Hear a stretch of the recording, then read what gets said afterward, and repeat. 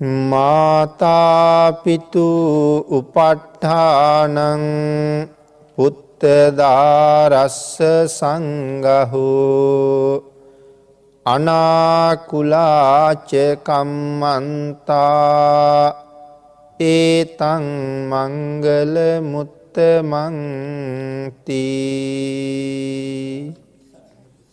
පින්නතුනි, අද ධර්ම දේශනාවේ මාතෘකාව හැටියට මම යොදාගත්ත ගාථා රත්නය මං හිතනවා මේ පින්නතුන් සියලු දෙනාටම හොඳට පාඩම් කියලා.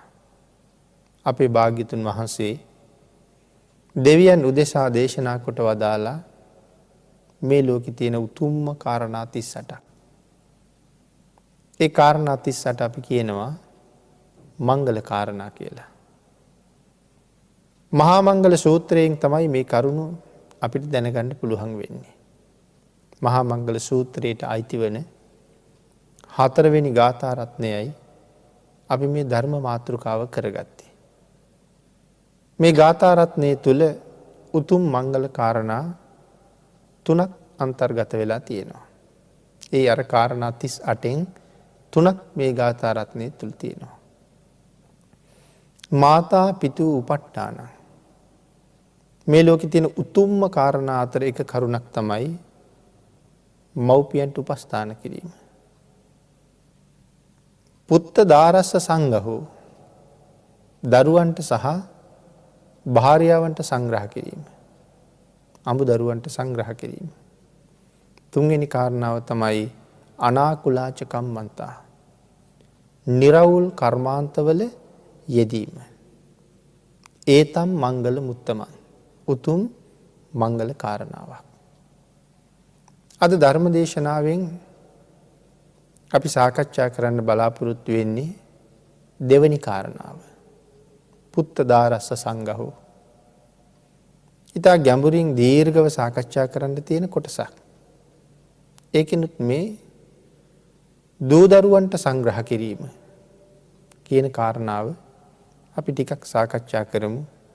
ඒක අදට බොහොම යෙදෙන ගැළපෙන නිසා. භාග්‍යතුන් වහන්සේගේ ධර්මය තුන් කාලයටම ගැලපෙනවා. අදට විතරක් නෙවෙයි. නමුත් අද සමාජයේ දිහා බලහම බොහෝ ව්‍යසනයන්ට ගොදුරු වෙන්න හේතු වෙච්ච කරුණු මව්පියන් අතින්ම බොහෝ වෙලාවට සම්පූර්ණ වෙනවා. ආන් ඒ නිසා බොහෝ දිනකට ප්‍රයෝජනවත් වෙයි කියලා හිතුණා ඒ දහම් කරුණ ආපහු සැරයක් අපි ඉස්මතු කරලා සාකච්ඡා කරන එක. පින්නතුනි, දරුවන් පිළිබඳව කරුණු සඳහන් කරනකොට අපේ භාග්‍යතුන් වහන්සේ මේ ලෝකේ ජාත පුත්‍රයන් 3 දෙනෙක් පිළිබඳව කරුණු සිහිපත් කළා. ඒ ජාත පුත්‍රයන් අතර අනුජාත, අතිජාත, අවජාත කියලා දරුවෝ 3 දෙනෙක් පිළිබඳව සඳහන් කරනවා. සමහර වෙලාවට ඒකේ පළවෙනි කාරණාවේ පැහැදිලි කළා මේ දරුවෝ අතිජාත පුත්‍රයෝ කියලා කියන්නේ මව්පියන්ට වඩා ගුණවත් දරුවන්ට. සමහරලාට අම්මා තාත්තා තෙරුවන් සරණ ගිහිල්ලා නැහැ. ඒගොල්ලෝ පන්සිල් වාගේ මේ උතුම් ශික්ෂාපද ආරක්ෂා කරන්නෙත් නැහැ. එදිනෙදා සාමාන්‍ය ජීවිතයක් ඒ අය ගත කරනවා. නමුත් ඒ අයට ලැබෙන දරුවෝ මනාව තෙරුවන් සරණ යනවා. සමහරලාට සියලුම දරුවෝ, සමහරලාට ඒ දරු පිරිසෙන් එක්කෙනෙක්, දෙන්නේ අපි සමහර වෙලාවට පවුලක එහෙම දකිනවා. සමහර දරුවෙක් බොහෝම පිනට දහමට ලැබී අය. මනාව සරණ ගිහපු අය. නිරන්තරයෙන් පන්සිල් ආරක්ෂා කරන්න ලොකු කැමැත්තක් දක්වනවා. පාපයට හරි බයක් තියෙනවා. පව පිළිබඳව හරි ලැජ්ජාවක් තියෙනවා. එතකොට මව්පියන්ටත් වඩා ගුණවත් වෙච්ච නිසා අන්ගේ දරුවන්ට සඳහන් කළා අතිජාත කියලා. අනුජාත කියලා කියන්නේ මව්පියෝ ගාවත් තිසරණ පන්සිල් තියෙනවා. ඒ ඇත් බොහෝම ගුණධර්ම පුරාගෙන ජීවත් වෙනවා. දරුවොත් ඒ විදිහටම ගුණධර්ම ආරක්ෂා කරගෙන ජීවත් වෙනවා. මව්පියෝ හා සමානයි. ඒ දරුවන්ට කියනවා අනුජාතයි කියලා. අවජාත කියලා සඳහන් කරන්නේ මව්පියෝ හරි ගුණවත්. ඒ වුණාට දරුවෝ ගාව එහෙම ගුණවත්කම් සිල්වත්කම් දකින්නේ නැහැ. එහෙම දරුවන්ට කියනවා අවජාතයි කියලා. ඉතින් මෙහෙම දරුවෝ කොට්ටාස 3කට බෙදෙනවා. නමුත් මේ අයගෙන් උතුම්ම දරුවා තමයි අතිජාත පුත්‍රයා. අනුජාත පුත්‍රයොත් හොඳයි. අතිජාත පුත්‍රයා ඊටාම ඉහළයි. එහෙනම් භාග්‍යතුන් වහන්සේ මේ කරුණ පැහැදිලි කරනකොට පින්නතුනි මේ දරුවෙක් ලෝකෙට බිහි කරනවා කියන කරුණ ඊටා විශේෂිත කාරණාවක්. මහ විශාල බාරදූර වගකීමක් බාර ගැනීමක් ඒක. දරුවෙක් හදනවා කියන එක. සාමාන්‍ය කෙනෙක් හිතනවා වගේ ඒක සාමාන්‍ය දෙයක් නෙවෙයි. හේතුව තමයි මනුස්ස ලෝකේ කෙනෙක් උපදින්නේ සංසාරේ හුඟක් පින් තියෙන හින්දා. එහෙම නැත්තම් උපදින්න තවත් ලෝක තියෙනවා. තිරිසන් ලෝකවල ඊටාම පහත් විදියට ඉපදෙන්න පුළුවන්. විවිධ තිරිසන් ආත්ම. අලි ඇත්තුන්ගේ ඉඳලා මැස්ස මදුරුවා කෝඳුරුවා ගාවට එනකන් ඊටාම පහත් ජීවිත ගාවට එනකම් මේ තිරිසන් ලෝකේ කොහේ නමුත් උපදින්න පුළුවන්. එතකොට එහෙම ආත්මයකට යන්නේ නැතුව ප්‍රේතාත්මයකට යන්නේ නැතුව දුක් විඳින අසුර ආත්මයකට යන්නේ නැතුව අනන්ත දුකක් තියෙන සතර පායින් නිරය වාගේ තැන්වල උපදින්නේ නැතුව මනුෂ්‍ය ආත්මය කියන සුගති සම්පන්න ජීවිතයක් හොයාගෙන එන්නේ පෙර මහා කුසලයක් විපාක දුන්න නිසා. අද මේ පින්කම සිදු කරන ඔබට ධර්ම දේශනාව සිදු කරන මමත් අපි හැමෝමත් මේ උතුම් ජීවිතය ලැබුවේ පෙර කරගත්ත මහ කුසලයක් මෝරලා ඉස්සරහට ආපු නිසා. නැතුව ඔබත් මමත් සංසාරේ පව් කරපු නැති අය නෙමේ. අපි සසර මිනී මරලත් ඇති. අපි නොයෙක් අපරාධ කරලා ඇති. නොයෙක් දූෂණ වංචා කරලා ඇති. නමුත් ඒ දේවල් තාම අපිට විපාක දීලා නෑ. පෙර සංසාරේ ඕන තරම් විපාක විඳින්නත් ඇති. ඒ වුණාට ඒ කරපු පව් තව විපාක නොදී ඉතුරු වෙච්චත් ස්වල්ප ප්‍රමාණයක් නෙමේ අනන්ත ප්‍රමාණයක්ම තියෙනවා. ඒ අකුසල කර්ම මේ වෙනකොටත් මෝරමින් බලවෙමින් තියෙනවා. නමුත් ඒ සියල්ල මැඩපවත්වලා මහ කුසල කර්මයක් ඉස්සරහට ආපු හින්දා අපි සතර අපායට යන පාර වහලා මේ මනුස්ස ජීවිතය කියන සුගතිය ඇවිල්ලා ඉපදුනා. එහෙමනම් ඔබ ගාවට එන දරුවත් ඒ වැඩේම තමයි කරලා තියෙන්නේ.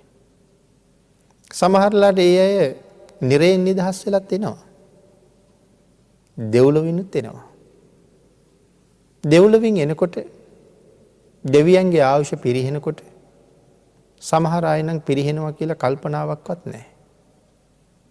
එහෙම්මම මැරිලා නිරයටම යනවා. සමහර දෙවියෝ නම් ආයුෂ ඉවර වෙන්නේ ලං වෙනකොටම දැනගන්නවා. හැබැයි ඒගොල්ලන්ට කිසි දුකක් නැහැ. බොහෝම සතුටු වෙනවා. හේතුව තමයි මේ දිව්‍ය ලෝකෙන් චුත වෙලා ගිහිල්ලා උපදින්නේ ඊට වඩා ඉහළ දිව්‍ය තලයක. ඇයි මනුස්ස ලෝකේ ඉන්න කාලේ කරගත්ත මහ පිංකම් වලින් ස්වල්ප ප්‍රමාණයයි දිව්‍ය ලෝකේ වියදම් කරලා තියෙන්නේ. තව මහ කුසල් ඉතුරුයි. ආන්ගේ ඉතුරු ප්‍රමාණයට දෙවියෙක් හැටියටත් තවත් විශාල කුසල් කඳු එකතු කළා. ඒ නිසා පහළට එන්න නෙමෙයි හේතුවක් තියෙන්නේ ඉහළට යන්න. ඒ අය දන්නවා මෙහෙන් චුත වෙලා කොහෙද යන්නේ.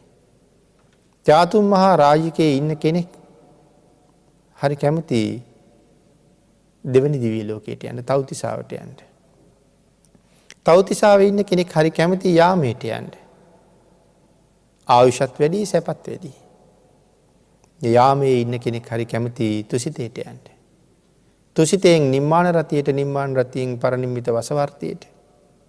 මේ සැපයෙන් ආඩ්‍ය තැන්වලට යන්න කැමතියි. එහෙනම් ඒ දෙවියෝ චුත වෙන්න ලෑස්ති වෙනකොට ඒගොල්ලෝ දන්නවා අපි යන්නේ උසස් තැනකට කියලා. මනුස්ස ලෝකේ ඉන්න අපි මරණයට කොච්චර බයද? මරණාසන්න වෙලා ඊටාම අසාධ්‍ය වෙලා දරුණු රෝග වැළඳිලා අප්‍රමාණ වේදනාවෙන් පසු වෙන කෙනෙකුට නමුත් තව විනාඩි 5ක් හරි ජීවිතේ දෙන්නම් කියලා කිව්වොත් එපා කියන්නේ නැහැ කවදාවත්. ඒකට හරි කැමතියි. ඒ වුණාට ඒ පුද්ගලයා දන්නවා නම් ඇත්තටම මම මරණයටපත් වෙලා දෙව්ලොව උපදිනවා කියලා. සමහර වෙලාවට අර තියෙන වේදනාවත් එක්ක අපි දෙන්න හදන විනාඩි 5 ගන්නෙ නැහැ. මොකද මීට වඩා උතුම් තැනක උපදිනවා. නමුත් අපි කවුරුවත් දන්නේ නැහැ ඇත්තටම අපි යන්නේ කොහෙද කියලා. හැබැයි භාග්‍යවතුන් වහන්සේට හරියටම කීකරු වුණොත් මනාව පිරිසිදු තිසරණ පන්සිල් මංගාව තියෙනවා කියලා දැනගත්තොත් ආන්ගේ විශ්වාසවන්ත පුද්ගලයා හරි සතුටින් මැරෙනවා. ඇයි? මැරිච්ච ගමන් දෙව්ලොව උපදින්න නිසා. ඒක හොඳටම ප්‍රත්‍යක්ෂයි. එතකොට මේ දෙව්ලොවින් චුත වෙන සමහර දෙවියෝ සාමාන්‍යයෙන් මනුස්ස ලෝකේ දින 7ක් විතර තියලා තමයි ඒගොල්ලන්ට නිමිති පහළ වෙන්නේ. දැන් පිටත් වෙන්න ලෑස්ති වෙන්න ඕනේ. ඒ දින 7නුත් තව දින 2ක් 3ක් ගෙවුනට පස්සේ සමහර කට්ටියට මතක් වෙනවා දැන් අපිට පිටත් වෙන්න කාලි හරි කියලා. එතකොට විලාප කියලා අඬනවා. ආන්ගේ අඬන අය ගාවට තාම නිමිති පහළ වෙලා නැති දෙවියෝ ඇවිල්ලා කියනවා පංචපුබ්බ නිමිත්ත සූත්‍රයේ තමයි මේ කරුණ සඳහන් වෙන්නේ. පින්වත ගිහිල්ලා සුගතියක උපදින්න. ඒ සුගතියේ ඉපදිලා මනාව ලැබුමක්ම ලබන්න. ඒ ලබාගෙන ඒ මත නිවැරදිව පිහිටන්න. ඒ සුගතියට යන්න කියලා කියන්නේ මනුස්ස ලෝකෙට යන්න කියලා. මනාව ලැබුමක්ම ලබන්න කියලා කියන්නේ භාග්‍යතුන් වහන්සේගේ ධර්මය හොයාගන්න කියලා. හරියට මේ මත පිහිටන්න කියලා කිව්වේ ශ්‍රද්ධාවේ පිහිටන්න කියලා. නිවැරදි ශ්‍රද්ධාවේ පිහිටන්න. එහෙම ශ්‍රද්ධාවෙන් කටයුතු කරලා ආයෙත් අපි ගාවට මෙන්න කියලා තමයි මේ දෙවියෝ කියන්නේ. එතකොට අපි ගාව දරුවෝ වෙලා එන අය එහෙම දිව්‍ය ලෝක වලින් චිත වෙලා එන අයත් ඉන්නවා. එතකොට මොකටද ඒගොල්ලෝ ආවේ? මනුස්ස ලෝකෙ ඉපදිලා නිවැරදි ධර්මයේ හොයාගෙන ශ්‍රද්ධාවේ පිහිටලා ආයෙ පින් කරගෙන හිටපු තැනට යන්න. ඒ වුණාට මෙහි ඉපදුනහම ඒගොල්ලන්ට ඒක මතක නැහැ. හේතුව මොකද්ද කියලා ධර්මයේම සඳහන් කරනවා. මතක නැති හේතුව මැරිලා ඉපදිච්ච හින්දා. එතකොට මතක නැන්නේ. දැන් එතකොට ඒක මතක් කරන්න ආයෙ කවුද ඕනේ? ඒක මතක් කරන්න සත්පුරුෂයෝ තමයි හම්බ වෙන්න ඕනේ. ආපු කාර්ය මොකක්ද කියලා තේරුම් කරලා දීලා ඒක මුදුන්පත් කරගන්න අපි ඊයට අත දෙන්න ඕනේ. එහෙමනම් අපි ගාවට එන දරුවෙක් ආපහු සුගතියට යවන්න කටයුතු කරනවා මිසක් දුගතියට යවන්න කටයුතු කරන එක නෙමෙයි අපේ වගකීම. ඒකයි මං කිව්වේ දරුවෙක් හදනවා කියන එක මහා බාහිර දූර කටයුත්තක්. එයාගේ ආත්මය සුරක්ෂිත කිරීමේ මූලික වගකීම අපි ගාව තියෙනවා. එහෙමනම් ඒ නිසා භාග්‍යතුන් වහන්සේ දේශනා කළා මව්පියන්ගෙන් දරුවන්ට ඉෂ්ට වෙන්න ඕන යුතුයකම් සමුදායක් තියෙනවා කියලා. එතන විශේෂයෙන් යුතුයකම් 5ක් පැහැදිලි කළා සිංහලෝවාද සූත්‍රයේ.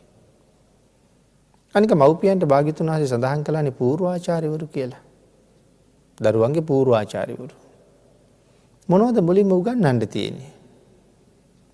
උගන්වන්න ඕනේ අම්මා කියන්නේ කවුද කියලා. තාත්තා කියන්නේ කවුද? එතකොට සහෝදරයා, සහෝදරිය, නැන්ද මාමා ඒ කවුද කියලා උගන්වන්න ඕනේ. ඒ විතරද? තුනුරුවන් ගැන විශේෂයෙන් උගන්වන්න ඕනේ.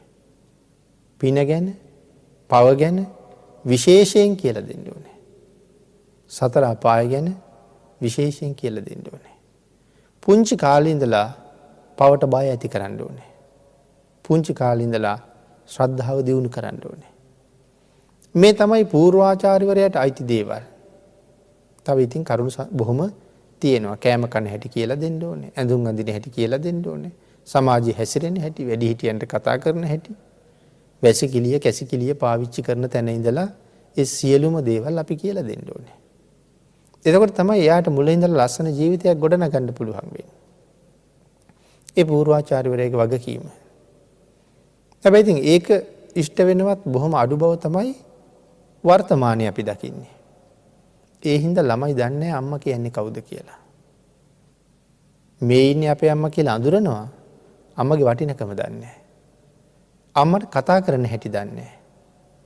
අම්මගේ වටිනාකම නොදන්න නිසා සමහරලාට අම්මා බිම ඉන්නකොට දරුවා උඩ ඉන්නවා. එහෙම අවස්ථා අපි කොච්චරවත් දකිනවා. හැබැයි දරුවට පින් සිද්ධ වෙනවද? දරුවට බොහොම පව් සිද්ධ වෙනවා. සමහරවිට අම්මා වචනයක් කියනකොට දරුවා දෙකක් කියනවා. එකට එක කියනවා.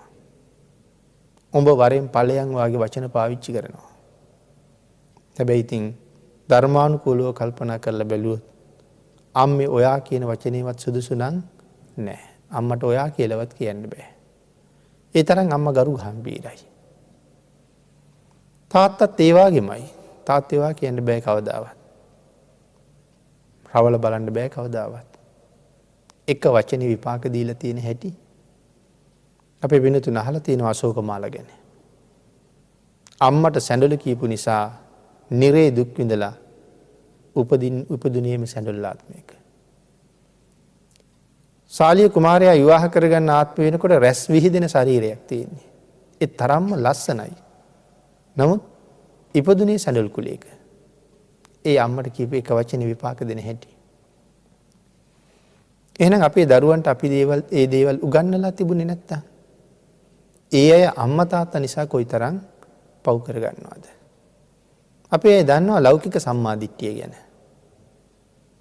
මේ ලෞකික සම්මාදිට්ඨිය පැහැදිලි කරන තැන අම්මා තාත්තා දෙන්නම ඉන්නවා. එතකොට මේ ලෞකික සම්මාදිට්ඨිය කියන තැනටත් අම්මා තාත්තා ආවේ. ඔකට දසවස්තුක සම්මාදිට්ඨිය කියලාත් කියනවා. කාරණා 10ක්. ඒකේ අම්මයි තාත්තයි දෙන්නත් අන්තර්ගතයි. නමුත් මහරහතන් වහන්සේලා ගැන එතන සඳහන් නැහැ. මහරහතන් වහන්සේලා ගැන සඳහන් නොකර මාර්ගඵලලාභී අනික් උත්තමයන් වහන්සේ ගැනත් සඳහන් නොකර අම්මා තාත්තා එතෙන්ට ඇතුල් කරලා තියෙන්නේ. ඒ දෙන්න මොන තරම්නම් ගුණවත්ද? ඒ දැන් මොන තරම් මේ දෙන්න මේ ලෝකේ උතුම්ද? වටිනා සම්පත් දෙකක්ද? කියන කාරණාව පැහැදිලි කරන්න. පිනතිනි සෝවාන් ආර්ය ශ්‍රාවකයන් වහන්සේ නමක් මරණයට පත් කළොත් ඒක මහා සිල්වතෙක් මරණයට පත් කරපු අකුසලයේ අපිට තියෙනවා. සකදාගාමීන් වහන්සේ නමක් අනාගාමීන් වහන්සේ නමක් මරණයට පත් කළොත් ඒක විශාල අකුසලයක්.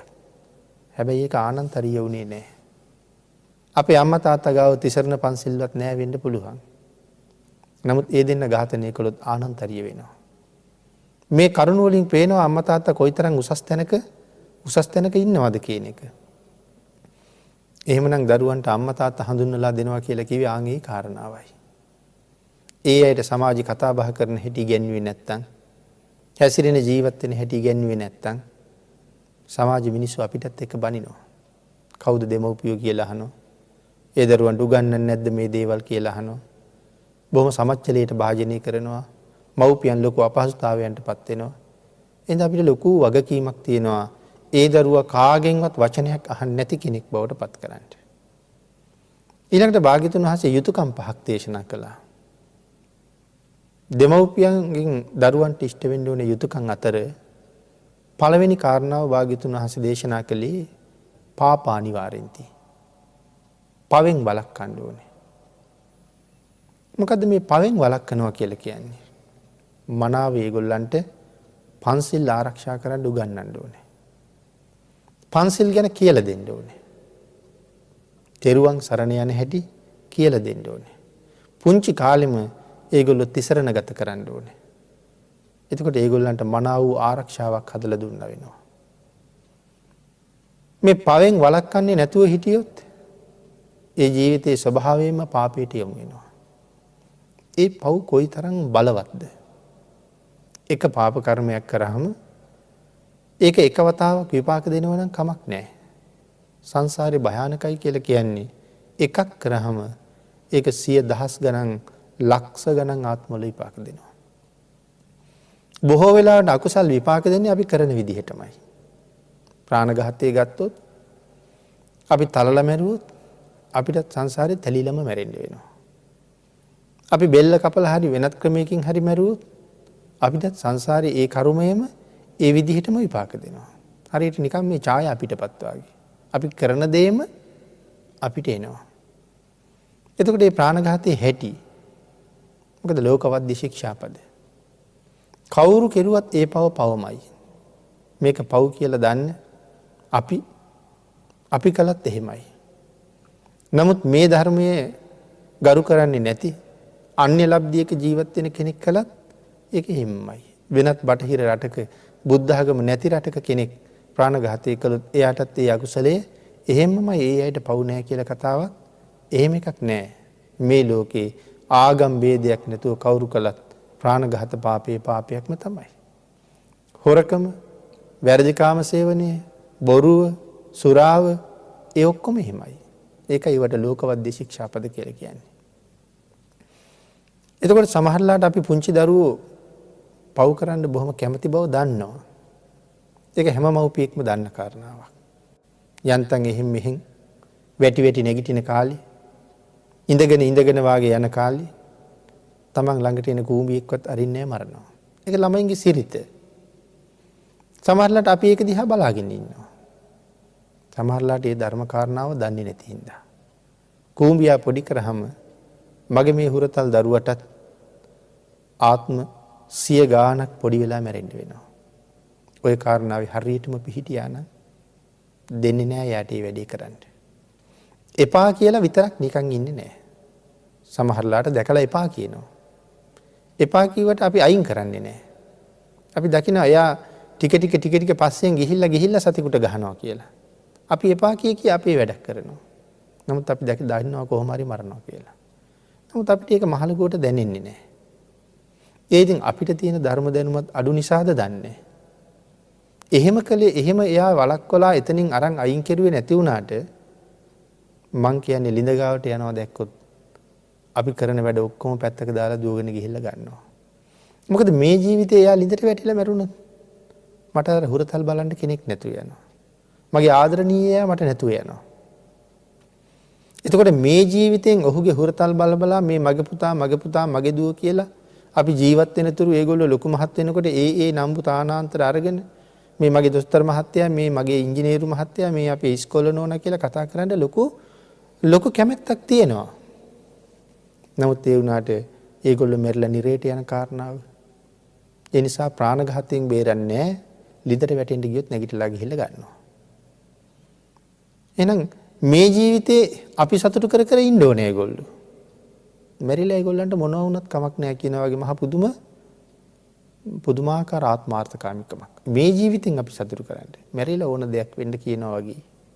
එහෙනම් මේ පාප අනිවාර්යෙන්ති. පවෙන් වළක්වනවා නම් එතන ඉඳලා වළක්වන්න ඕනේ. අර ධර්මපාල බ්‍රාහ්මණතුමා තමන්ගේ පුතා මැරුණා කියලා දිසාපාමොක් ආචාර්යවරයා කියනකොට එයා පිළිගත්තේ නෑ ඒක. ආචාර්යවරයාගේ දරුවා මැරෙනවා අකාලේ. ඒ මරණය ගැන ධර්මපාල බ්‍රාහ්මණතුමාගේ පුතා ගණන්වත් ගත්තේ නෑ. නමුත් ඇයි එයා මේ මරණය ගණන් ගන්නේ නැත්තේ? කරුණු කාරණා හොඳට කිව්වා අපේ පරම්පරාවේ කවුරුවත් මැරෙන්නේ නෑ. ඒක හොයලා බලන්න ඕනේ කියලා හිතුවා.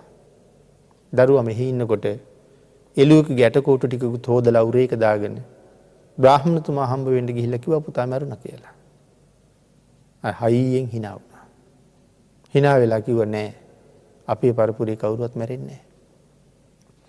සාක්ෂි ගෙනල්ලා තිබුණ ඇටකොටු පෙන්නුවා. ඒක දැක්කට පස්සේ ධර්මපාල බ්‍රාහ්මණතුමාගේ මාලිගාවේ හිටපු ඔක්කොම කට්ටිය hina වෙන්න පටන් ගත්තා. මේක මහ මුලාවක් කියලා. ඊට පස්සේ තමයි ආචාර්යතුමා ඇහුවේ ඇත්තටම ඕගොල්ලන්ගේ පරම්පරාවේ කට්ටිය අකාලේ මැරෙන්නේ නැති ඇයි? අද කතා කරනකොට අපි හැමෝගෙම ජීවිත අද ගෙදර යනකන්වත් තියෙයිද දන්නේ නැහැ. ඒ තරම් අනිත්‍ය අස්තිර ජීවිත ගැනනේ අපි කතා කරන්නේ. නමුත් මේ පිරිස කතා කරනවා නෑ අපේ පරම්පරාවේ ලාබාල වයසේ මැරෙන්නේ නැහැ කියලා. පූර්ණ විශ්වාසයි. හේතුව තමයි සංසාරේ ප්‍රාණඝාත කුසලයෙන් ඒ තරමටම වැළකීලා හිටියා. ඒ නිසා ඒගොල්ලන්ට විශ්වාසයි අකාලේ නම් මැරෙන්නේ ප්‍රාණඝාත කරලා නැහැ. එහෙමනම් අපි දරුවෝ පාපයෙන් බේරගන්න එක කොච්චරනම් වටිනවද? එහෙනම් පාප අනිවාර්යෙන්ති. ඒ කාරණාවෙන් විතරක් නෙමෙයි තවත් පාප කර්ම අනික හැම එකක් ගැනම මේ කාරණාව අපි එකතු කරලා බලන්න ඕනේ. කල්යාණී නිවේසින්ති. හැම වෙලාවෙම ඇසුරු කරන්නේ කවුද කියන කාරණාව හොයලා බලන්න ඕනේ. කොහොම ආයද ඇසුරු කරන්නේ? කවුරු එක්කද ඉන්නේ? මොනවද කරන්නේ? ඔය හැම එකක්ම හොයන්න ඕනේ. එහෙම නැත්නම් අපි දන්නේම නැතුව අපේ දරුවෝ බේබද්දන් බවට පත් වෙනවා. කුඩු බොන ගංජා බොන අය බවට පත් වෙනවා. වැඩේ හුඟක් දුර ගියාට පස්සේ තමයි අපිට තේරෙන්නේ. එතකොට සමහරලාට එයා පුනරුත්ථාපන කඳවුරට යනකම් බාර දෙන්න සිද්ධ වෙනවා. නමුත් අපේ නොසලකිල්ල නිසා හොයලා බැලුවේ නැති නිසා වෙලා තියෙන අපරාධයක තරම. දෙන භාග්‍යතුන් වහන්සේ ඒකයි දේශනා කළේ කල්යාණී නිවේසෙන්ති. හැම වෙලාවෙම කල්යාණ මිත්‍රයන්ගේ ඇසුරට යොමු කරවන්න ඕනේ.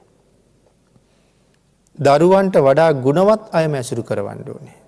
ඒකනේ භාග්‍යතුන් වහන්සේගේ දේශනාව. එක්කෝ හැම වෙලාවෙම Tamanට වඩා උසස් කෙනෙක් ඇසුරු කරන්න ඕනේ. එහෙම නැත්තම් සමාන කෙනෙක් ඇසුරු කරන්න ඕනේ. පහළ කෙනෙක් නම් කොහොමවත් ඇසුරු කරන්න දෙන්න එපා. ඉහළ කෙනා පහළ කෙනෙක් ඇසුරු කරාම බොහෝ වෙලාවට වෙන්නේ ඉහළ ඉන්න එක්කෙනා පහළට එන එක. පහළ එක්කෙනා ඉහළට යනවා දකින්නේ බොහොම අඩුයි. ඒකයි සඳහන් කළේ පහළ අය ඇසුරු කරන්න දෙන්න එපා. එහෙම ඇසුරට කෙනෙක් නැත්තම් තනියම ජීවත් වෙන්න කිව්වා. පාප මිත්‍රයෝ ආශ්‍රයයට කොහොමවත් යන්න එපා. ඒකට භාග්‍යතුන් වහන්සේ කොහොමවත් කැමති නැහැ. ඒ විතරක් නෙමෙයි පාප මිත්‍රයෝ ඇසුරු කරනවට දෙවි දේවතාවුන් වහන්සේලා කැමතිත් නැහැ. ඒ නිසායි භාග්‍යතුන් වහන්සේ මේ කරුණ මෙහෙම දේශනා කළේ. පින්වත්නි අපිටත් කිව්වේ අසත්පුරුෂයා හැම වෙලාවෙම ප්‍රතික්ෂේප කරන්න. මොනම කටයුත්තක් නිසාවත් අසත්පුරුෂයා ලං කරගන්න එපා කිව්වා. ඒ වුණාට අපි භාග්‍යතුන් වහන්සේගේ මේ වචනෙට එච්චරම ගරු කරන්නේ නැහැ. දන්නවද ඔය ගරු නොකිරීම හින්දා අපිට කොයිතරම් අනර්ථයක් වෙනවද කියලා? අපි භාග්‍යතුන් වහන්සේගේ ශිෂ්‍ය භාවයෙන් ගිලිහෙනවා. ඒ ගරු නොකිරීම නිසා. මෙහෙම හිතන්නකෝ. ඊටාම කීකරු ශිෂ්‍යෙක්. අපි ශිෂ්‍යයෙකුට එහෙම කියන්නේ ගුරුවරයා කියන විදිහටම කටයුතු කරන නිසා ඒ ශිෂ්‍යයාට කියනවා හරි කීකරු ශිෂ්‍යෙක්. අම්මා තාත්තා කියන විදිහටම වැඩ කරනවා නම් අපි ඒ දරුවට කියනවා මේ දරුවා නම් හරි කීකරු දරුවෙක් කියලා. ඒ මව්පියෝ කියන විදිහටම කටයුතු කරන නිසා. එහෙමනම් බුදුරජාණන් වහන්සේ අපිට මඟ පෙන්නලා තියෙන විදිහටම යමෙක් කටයුතු කරනවා නම් එයාට තමයි භාග්‍යතුන් වහන්සේ ශ්‍රාවකයා කියලා කියන්නේ. එහෙමනම් භාග්‍යතුන් වහන්සේ දේශනා කරපු හැටියටම අපි කටයුතු කරන්නේ නැත්නම් අපි ශ්‍රාවක භාවයෙන් ගිලිහෙනවා. ඉතින් භාග්‍යතුන් වහන්සේගෙන් ගිලිහෙනවා කියන එක නම් හරි භයානක කටයුත්තක්. අපේ ශාසනය සඳහන් කරනවා ධම්ම රුචි කියන භික්ෂුන් වහන්සේ නමක් ගැන. සුමේද තාපසතුමා නියත විවරණ ලබන කාලේ. සුමේද තාපසතුමත් එක්ක හිටපු කෙනෙක්. නමුත් ඒ කාලේ පාප මිත්‍රයන් ඇසුරට ගියා. මේ සුමේද තාපසතුමා එක්ක බොහොම පින් කර හිටපු කෙනෙක්. පාප මිත්‍ර ඇසුරට ගියා.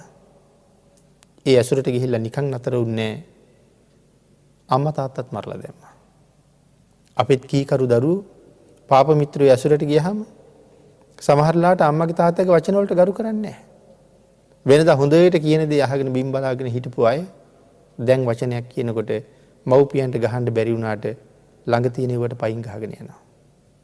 ගෙට ගිහිල්ලා හයියෙන් දොර වහනවා. ඒ ගහන්න බැරිකමට. හැබැයි තව ටිකක් කල් ගියහම එහෙම වහන්නේ නැහැ, කෙලින්ම ගහලාමයි කතා කරන්නේ. එහෙනම් අර හොඳට හිටපු කෙනා පාප මිත්‍ර ඇසුරට ගිහිල්ලා අන්තිමට මව්පියොත් මරලා දැම්මා. මරලා නිරේ ගිහිල්ලා ඉපදුනා. අනන්ත දුක් විඳ සංසාරේ. දීපංකර පාදමූලයේ ඉඳලා අපේ බෝසතාණන් වහන්සේ මහා කල්ප අසංඛ්‍ය 4,01,000ක් පාරමිතා පිරුවා. ලෞතර බුදු බවට. ඒ කාල සීමාවම මේ මිත්‍රයා නිරය සහ දුක් ඇති තැන්වල ඉපදුනා. බුද්ධත්වයට පත් වුණාට පස්සේ භාග්‍යතුන් වහන්සේ හොයාගෙන ආව මනුස්ස ලෝකෙ ඉපදිලා. එදා බුදුරජාණන් වහන්සේ කතා කරලා අහනවා ධම්මරුචි හුඟක් කාලයකට පස්සේ නේද අපි දෙන්න හම්බුනේ කියලා. භාග්‍යතුන් වහන්සේ දන්නවා මෙයා කවුද කියලා. එදා වැටහුණා එහෙමයි ස්වාමීනි. අසත් පුරුෂයෝ ආශ්‍රයයට ගියපු නිසා මට ඔබ වහන්සේ මග ඇරුණා. ස්වාමීනි ආයෙ නම් මග ඇරෙන්නේ නැහැ. ආයෙත් ඇරෙන්නේ නැහැ කවදාවත්. ඒ ජීවිතෙන් රහත් වුණා. එහෙමනම් මේ පාප මිත්‍ර ආශ්‍රයයට ගියපු නිසා කොයි තරම් සංසාරේ දුක් විඳින්න වුණාද? එහෙනම් කල්යාණී නිවේසෙන්ති. අපිට දරුවෝ ගැන මොන තරම්නම් වගකීමක් තියෙන්න ඕනේද? හැබැයි පුංචිම කාලේ ඒගොල්ලෝ අරගෙන හරි පාරේ තිබ්බොත් ඒගොල්ලෝ ආයෙ වැරද්දට යමු වෙන ප්‍රමාණය හුඟක් අඩුයි. අපිට ටිකයි හොයන්න වෙන්නේ. හරි පාරට ගත්තේ නැත්නම් හුඟක් වෙලාවට බොහෝ විට හොයන්න බලන්න ඕනේ. බොහෝ දුරට හොයන්න බලන්න වෙනවා. ඒ හොයලා බැලුවත් ඒගොල්ලෝ බලාගෙන ඉන්නේ අපි චුට්ටක් මග ඇරෙනකම්මයි වැරද්දට යන්නේ.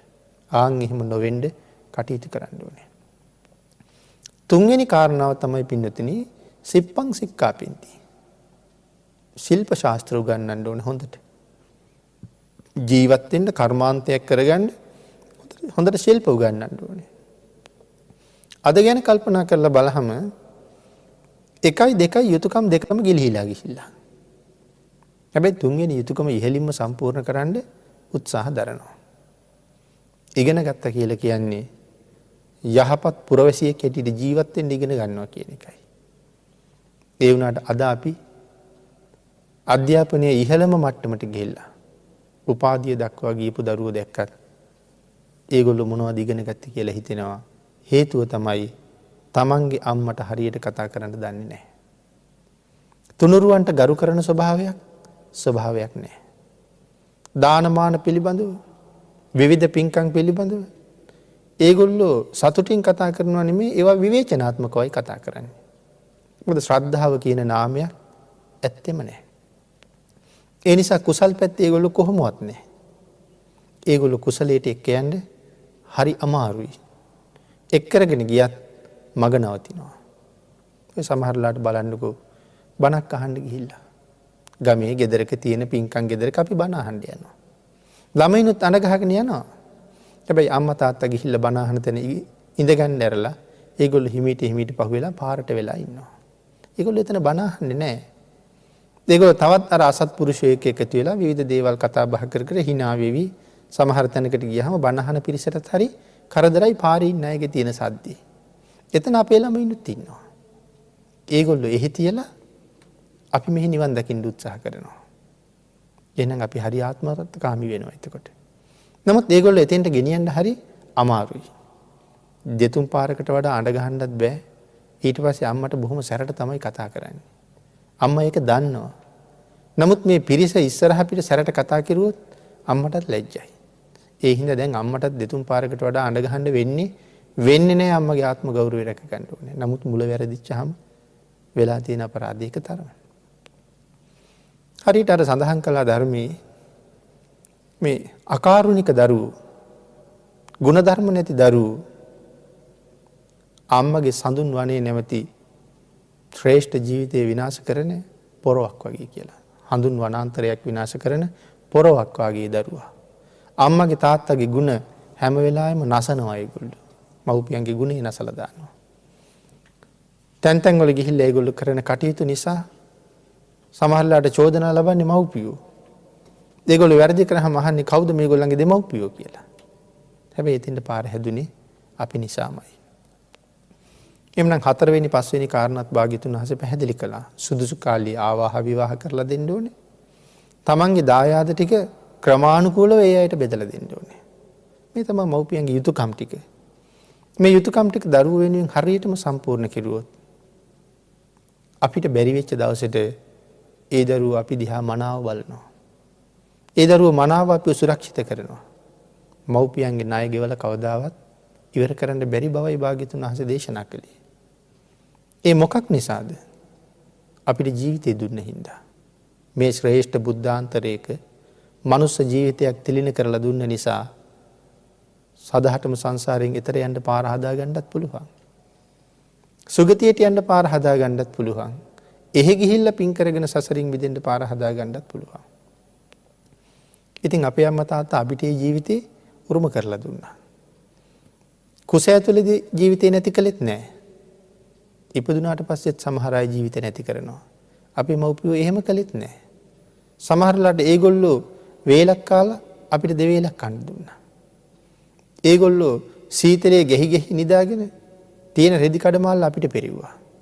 මේ විදිහට සමහර මව්පියෝ විඳලා තියෙන දුක් කන්දරාවල් සීමාවක් නැහැ. එහෙම දුක් විඳලා අපිව පෝෂණය කරලා තනියම ජීවත් වෙන්න පුළුවන් තැනට ගොඩ නැගුවා. එහෙම නැත්තම් ඉපදිච්ච ගමන් කොහේ හරි දාලා තිබ්බනම් කූබි කාලා යන්න පුළුවන්. වෙනත් සත්තු කාලා යන්න පුළුවන්. එහෙම නෙමෙයිනේ හැදුවේ මැස්සෙකුට මදුරේකටවත් වහන්න දෙන්නේ නැතුව ආරක්ෂා කරගෙන හැදුවේ. එහෙම හදලා සත්පුරුෂ සමාජයකට යොමු කරාම ඒගොල්ලෝ ආයේ මේ දුක්ඛදායක සසරට නොයන ගමනම යන්න පාර හදා ගන්නත් පුළුවන්. ආන් එහෙම ජීවිතයක් අපිට දුන්න නිසා අපිට පුදුම ණය බරක් තියෙනවා මව්පියෝ වෙනුවෙන්. භාග්‍යතුන් වහන්සේ ඒකයි දේශනා කළේ අවුරුදු 100ක් දෙවුර මත තියාගෙන උපස්ථාන කරලා බිමින් තිබ්බත් සඳහන් කළේ ඒ දරුවෝ මව්පියන්ට සලකලා නැහැ කියලා. ඒ කියන්නේ මේ මව්පියන් අය කවදාවත් ගෙවලා ඉවර කරන්න පුළුවන් කමක් නැති හින්දා. නමුත් එහෙම යුතුයකම් අපි අතින් සම්පූර්ණ නොවෙන්න අපමණ අකුසල් සිද්ධ වෙනවා.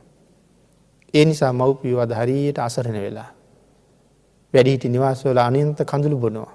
දරුවෝ ගැන මතක් කර කර ඒගොල්ලෝ හදන්න දුක් විඳපු තරම්.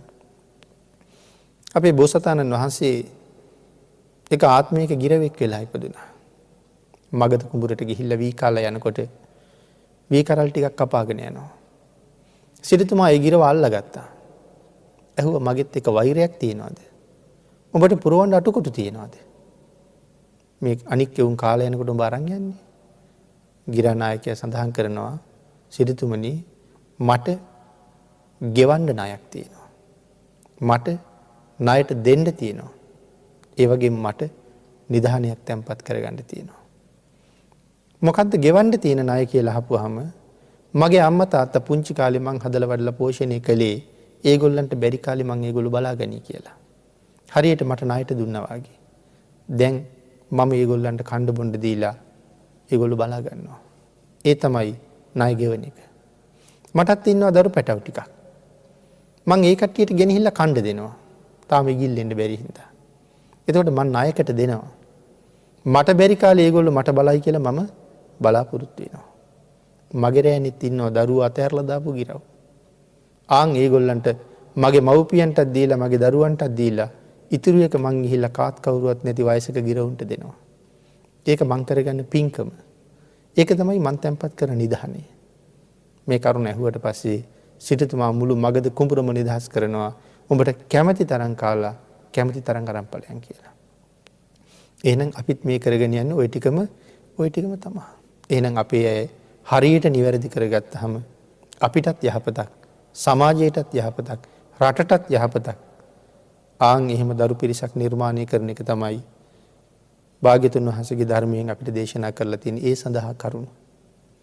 ආන් එවන් පිරිසක් හදන්න හැම වෙලාවෙම මේ දරුවෙක් හදනවා කියන බාරදූර වගකීම එවන් බාරදූර වගකීමක් හැටියටම දකිමින් භාග්‍යතුන් වහන්සේ දේශනා කරපු විදිහට අපෙන් ඉෂ්ට වෙන්න ඕන යුතුයකම් ටික හරියටම සම්පූර්ණ වුණොත් මං හිතනවා අපේ පවතින සමාජ තත්ත්වයේ මීට වඩා හාත්පසින්ම වෙනස් කරන්න අදත් බැරිකමක් නැහැ කියලා.